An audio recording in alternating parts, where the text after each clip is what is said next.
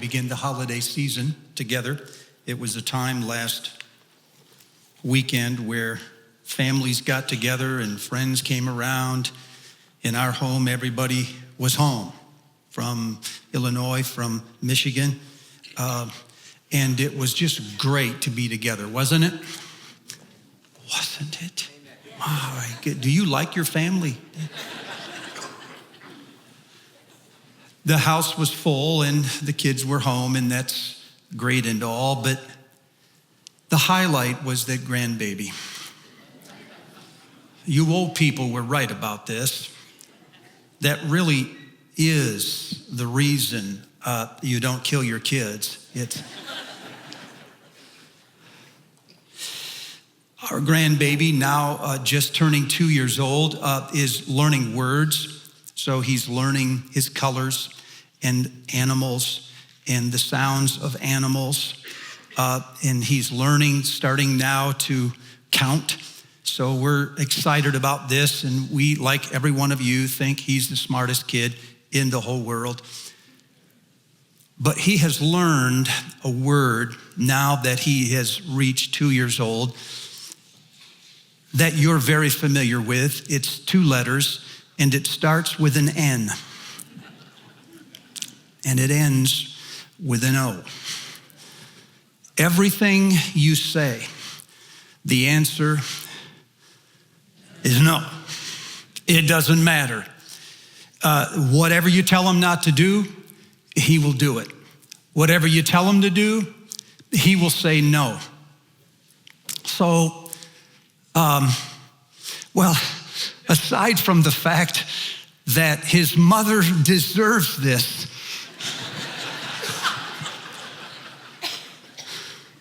oh, how she deserves it. If you're younger than us, hang on. There is justice coming. I have been watching this, trying to understand why he is addicted to the power of no. Not being a psychologist, I have to rely on others, and they tell me that he is trying to establish his independence. He wants to distinguish his mind from somebody else's. And so the way that he does that is he builds a wall between your will and his, and he defends it with the word no. So I started thinking as I watched him, what if he learned the power of yes?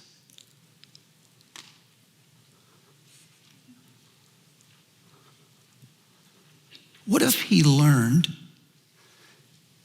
to discover himself not by distinguishing himself from other people's authority, but by developing himself within other people's authority? What if he learned early that his parents' mind is looking out for him? It's in his best interest to say yes. But that is not what he does, do we?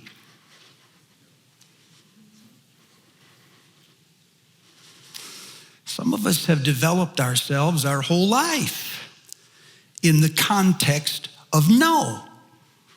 It's what we're against, what we oppose. I had a friend who said some time ago, I don't know what I'll do, he's a preacher, when I get to heaven and everything's perfect. I won't be ticked at anything. I said, you may not have to worry about it. Because everywhere you go, there you are.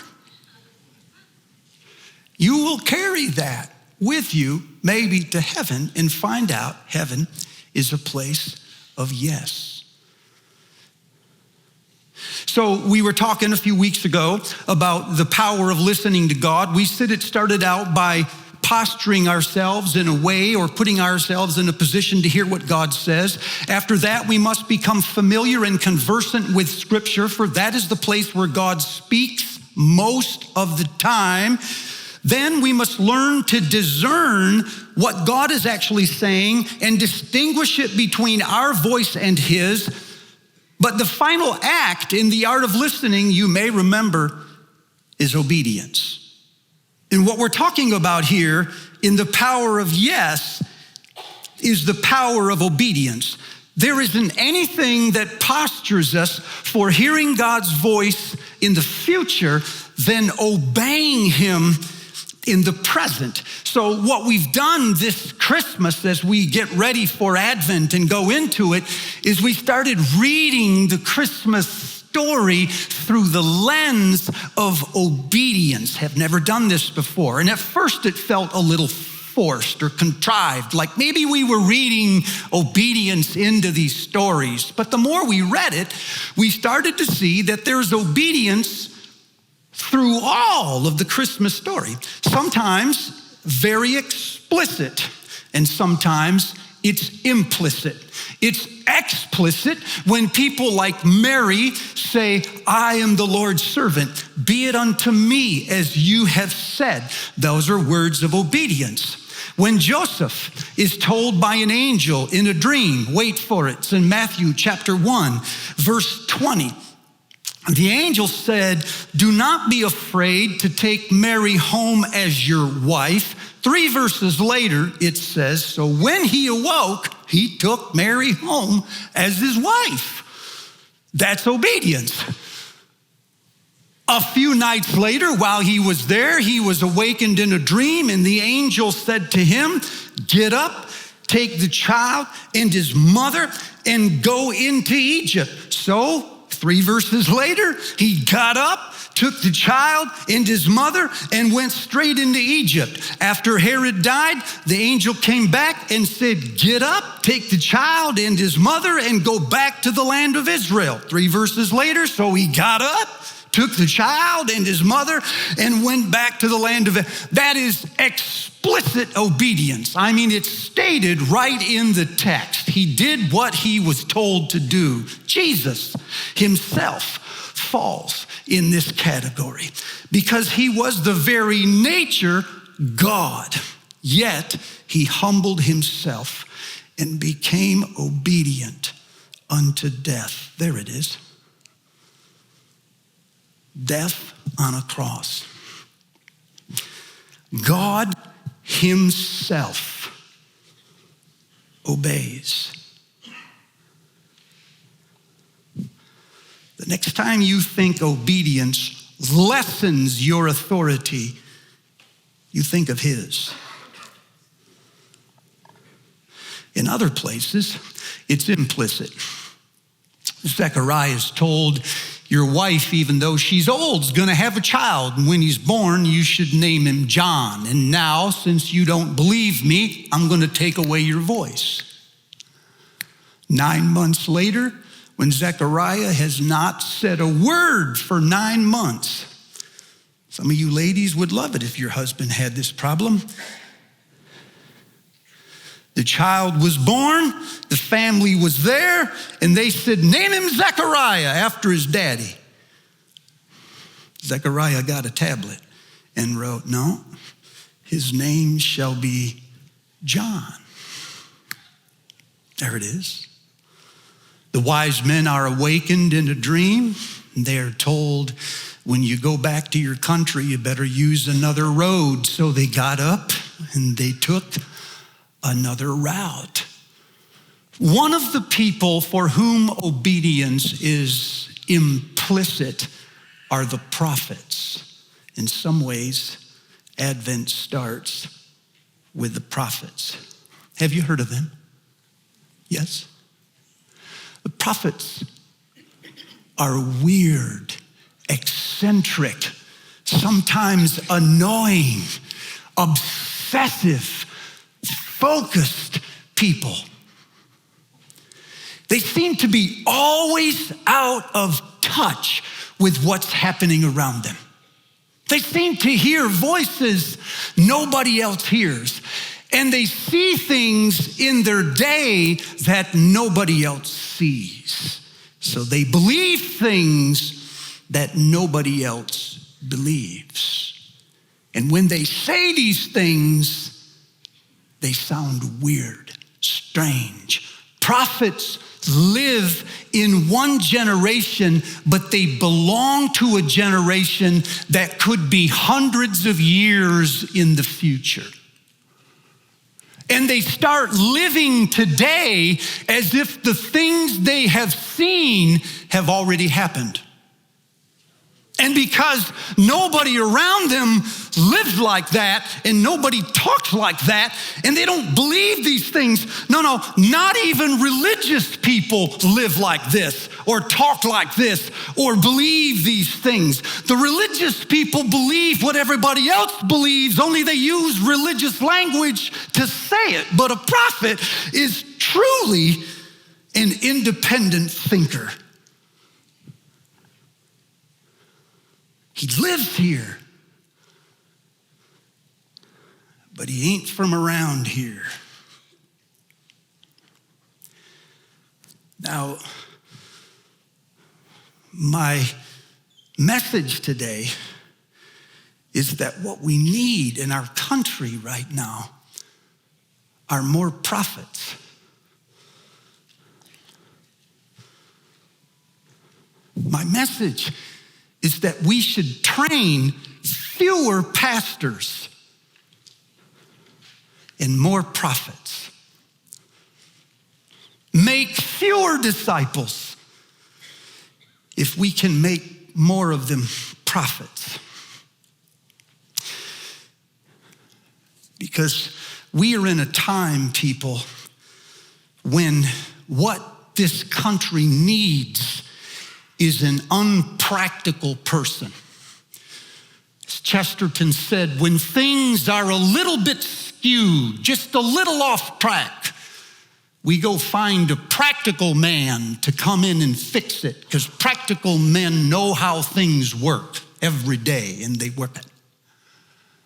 But when things are way off kilter and far out of balance, we want to go into some hermitage and find some wild-eyed, white-haired person that almost never thinks about how things work. He wonders why we invented the thing at all. And we want to drag him out and say, what's wrong with us? And I want to argue that what our country needs right now is more people like that,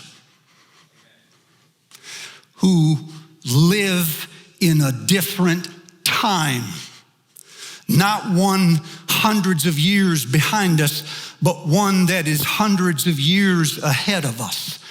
So you wake up tomorrow in the same job you had last Wednesday, but you belong to an era that is nothing like the world you wake up in. So over the summer, I started reading prophets. And what I discovered was they have a different mindset, and there's a strange pattern. Now, some of you right now, when you hear my call to be a prophet, you kind of like this because you're lonely and frustrated and introverted and sometimes annoying and weird anyway. So you're like, that baby is my calling. You don't like the establishment, so you like to speak out against it and then consider yourself a prophet. Remember a couple of things. One is that a prophet's call is based in the story of God. He is not known by what he is against. He is known by the things he sees in the future and nobody else sees. So he's not just damning the present, he is calling the present forward into the future, because the future is going to happen anyway, so you better get ready.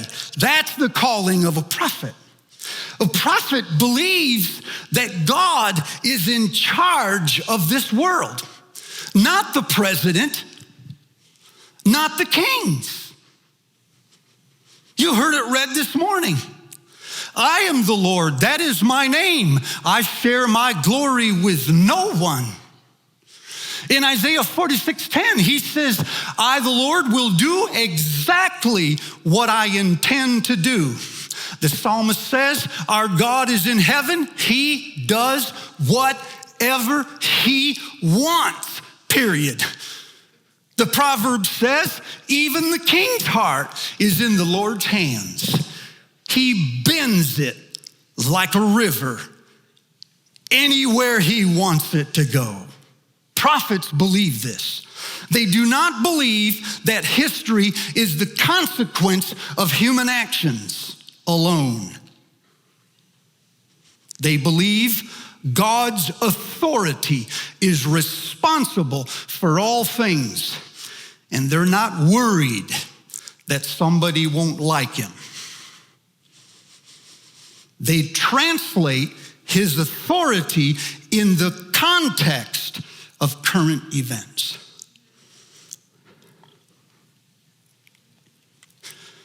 So they never say, bad has happened. What kind of God does this? No, prophets say, we know what kind of God he is. Now we must understand why bad has happened. Prophets believe that God has made a covenant with a certain kind of people, and that he has set that people as a living community, alive in the world, as we said in January, as an island of life in a sea of death. And they believe that when these people live according to Yahweh's desires and his intentions, these people flourish. But as they ignore these desires and intentions, things will fall apart. Yahweh will leave them. But because he is faithful, he will never abandon them. So once they have taken their beating, Yahweh will return.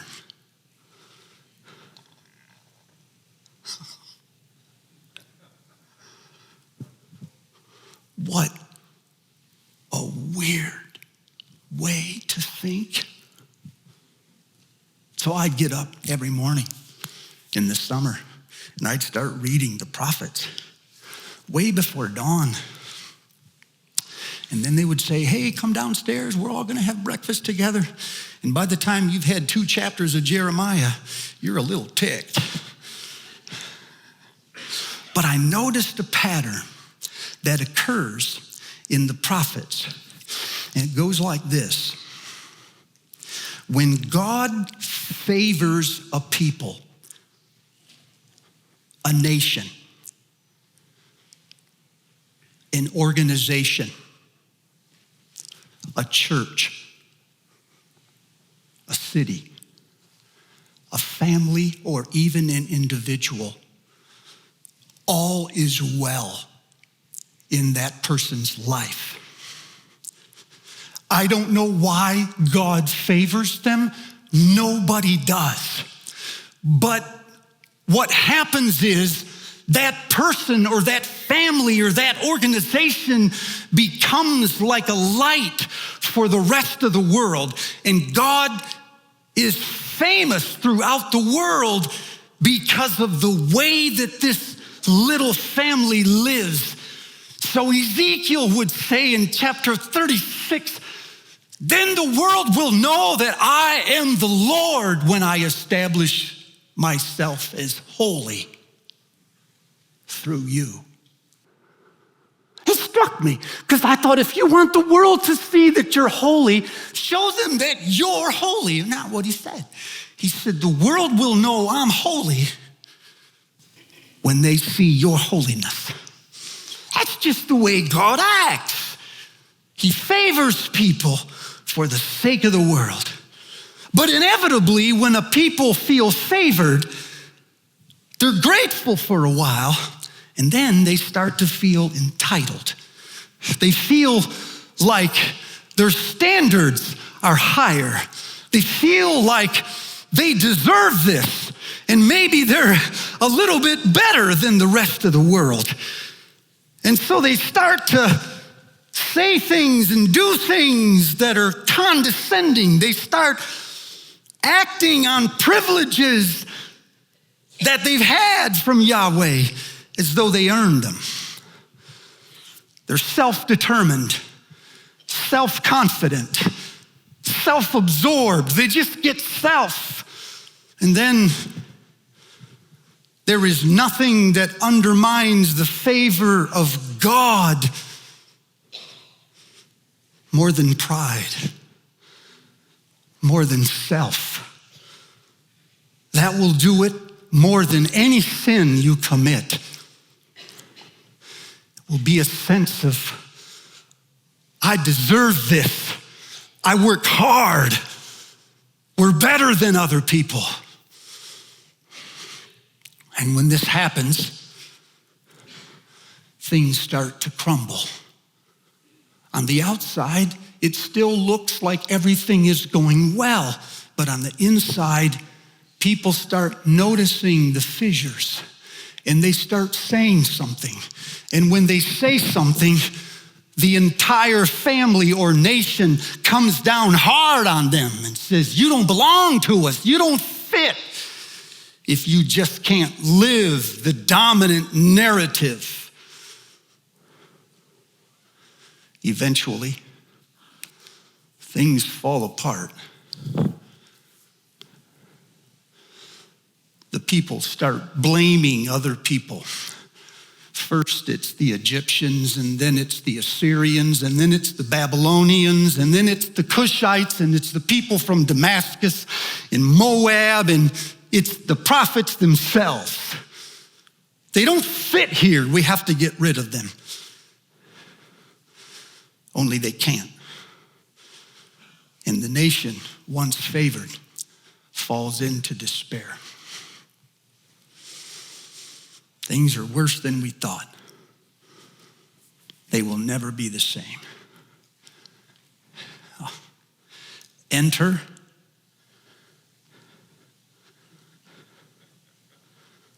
the prophet.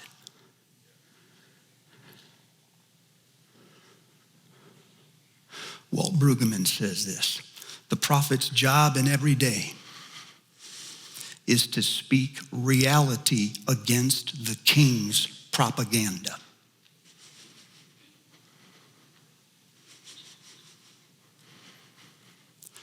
When everybody's walking around saying, Israel, love it or leave it.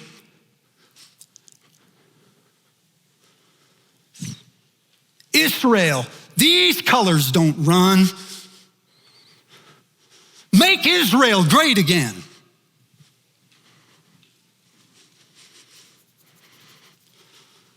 The prophet speaks reality against the propaganda. And at first, the nation will deny it. They will resist it. They will say, yeah, we have our problems, but we are still the greatest nation on earth. And then when they can't deny it, they will start to blame.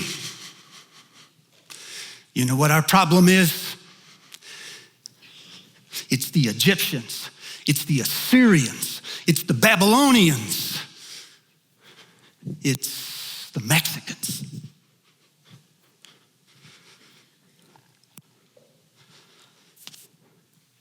It's the other party. It's those liberals. It's those religious people. And the prophet will speak the second word, grief, in the midst midst of denial. The prophet will say to his era, our problems are not someone else's problems. Our problems are our problems because Yahweh is in control of the world, not some other nation. And these consequences have been predicted long in advance. We are only now suffering them.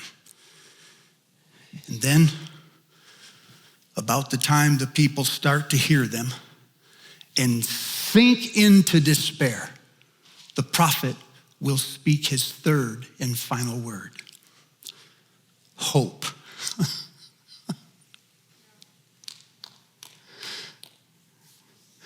In the face of despair. This is exactly what Isaiah did. The people of God were committed to their temple and to their king. But in between services, they were doing anything they wanted.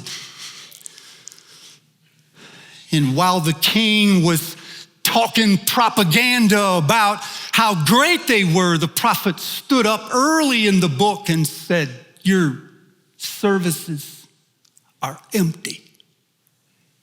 Your rituals are not even heard in the heavens. And at first, the people denied him. And then in the middle part of Isaiah, they start to blame the Egyptians and the Moabites and the Assyrians and the Babylonians. They're blaming everybody. And the prophet stood up and said, oh, Israel, it is not time to blame. It is time to weep and mourn for the people that we have become. Because just as there is nothing that will send God away faster than pride, there is nothing that will get him back faster than humility.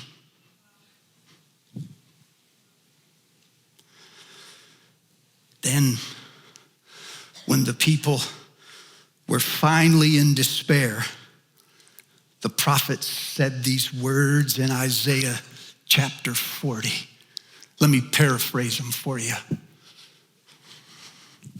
People, it has been a long night, 70 years of night, but it's almost over. The morning is starting to come. The sun is rising. Yahweh is on the way. Get things ready for Yahweh.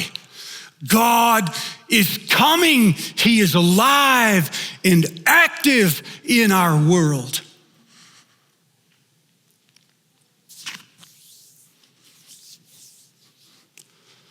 People, I believe that our country right now is somewhere in between denial and despair.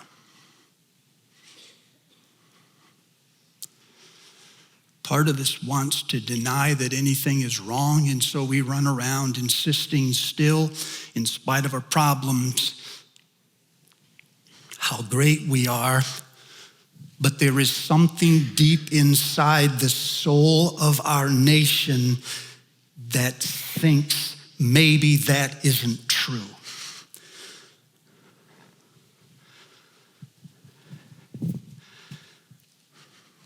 And as the next few years start to confirm that, I sense the morale of our country sinking lower and lower.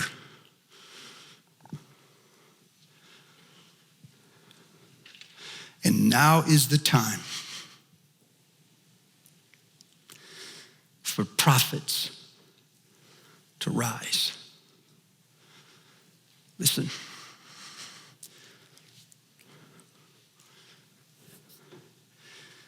Isaiah said these things 700 years before Christmas.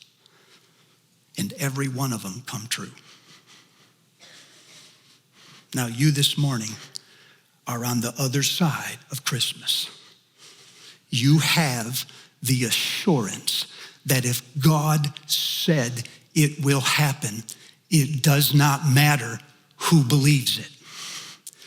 It will happen because God is in control of this world, not somebody else.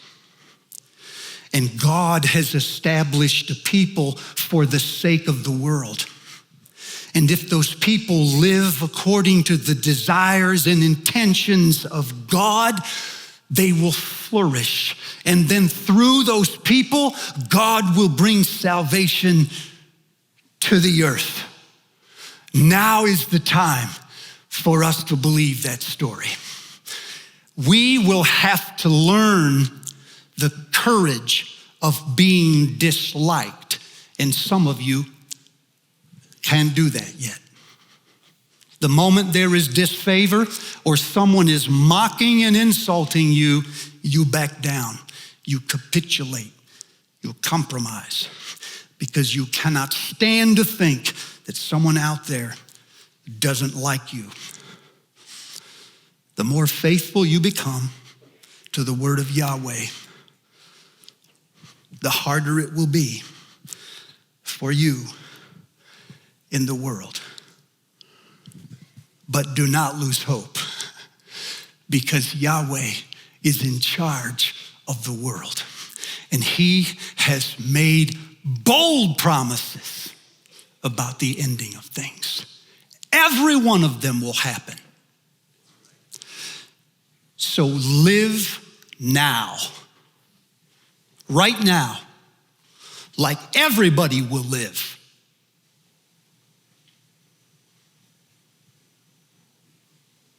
On that day.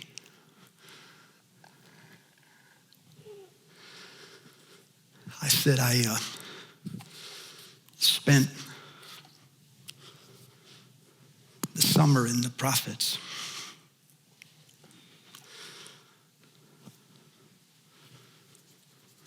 I would find a verse every now and then amid all the darkness, and the verse would just stand out as if God was going to do something almost in defiance to the despair. And I'd write it on a Post-it note, and I'd stick it on the wall so that the next morning when I got up, it would be something there. And the next day I did it again, and I did it again until my entire wall was covered with things that God would do.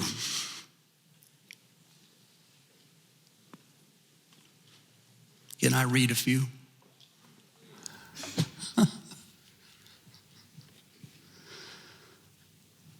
Church, there's a day coming when the mountain of the Lord will be the mountain. Solid and towering over all mountains, and the nations will stream into this mountain, and people from all over will run for it, and they'll say, "Come, let us go to the house of the God of Jacob. He'll teach us his ways so we can finally live in the way we're made. He'll settle things between nations. He'll make things right between people. He'll turn swords into shovels and spears into spades. So now listen, you who know right from wrong. Pay no attention to the insults. When you are mocked, don't let it get you down. Those insults and mockeries are short-lived, and they come from people whose brains are full of holes. Remember, my salvation will set things right, and my righteousness goes on and on and on. So loose the chains of injustice. Untie the cords of the slaves. Set the oppressed free and break every yoke. Share your food with the hungry. Provide the poor wanderer with shelter. When you see the naked, clothe them, and do not turn away from your own flesh and blood. Then your light will break forth like the dawn, and your healing will quickly appear. Your righteousness will go before you, and the glory of the Lord will come from behind you. You will call on the Lord, and he will say, here I am. He will satisfy your needs and strengthen your frame, and your people will rebuild the ancient ruins and will raise up old foundations. And then they will call you repairer of the broken walls. They will call you the restorer of the streets. But for now, O Son of Man, your countrymen are talking about you by the walls, at the doors of their houses. They come to you like they usually do, and they sit before you to hear your words, but they don't put them into practice. Indeed, to them, you are like one who sings love songs, and you play an instrument well, for they hear your words, but they do not put them into practice. But when all of this comes true, as it surely will, then they will know that a prophet has been among them.